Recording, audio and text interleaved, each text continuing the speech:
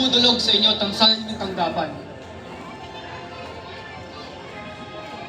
Julio, nakarating sa akin na ikaw ay lumabas sa ating kaharian upang makisalamuha sa ating mga nasasakupan. Tunay, aking ama.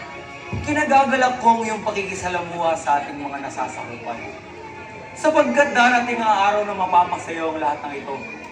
Kayamanan, kaharian, yaman din lamang na ikaw ay nasa kasagsagan ng iyong pamamahinga sa pag-aaral.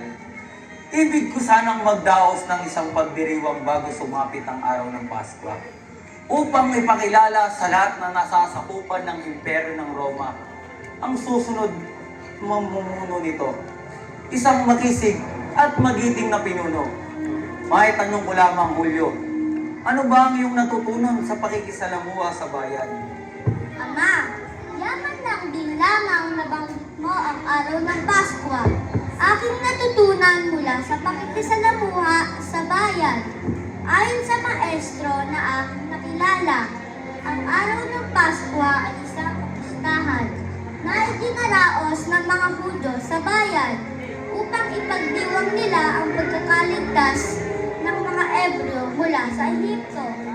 Ayon sa aking maestro, batay sa kasaysayan ay pumatay ang lahat ng mga batang tupa ang mga Hudyo upang ipahid ang dugo nito sa balangkas ng mga pintuan ng mga bahay ng mga tao upang mailigtas ng Diyos ang kanilang mga anak.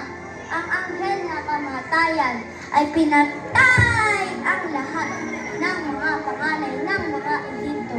Subalit, hindi ang nasa tahanan ng mga Ebreo. Bukod sa araw ng Pasko, alam mo bang maging tayong mga Romano ay may sariling kapistahan na ipinagdiriwang tuwing buwan ng taon?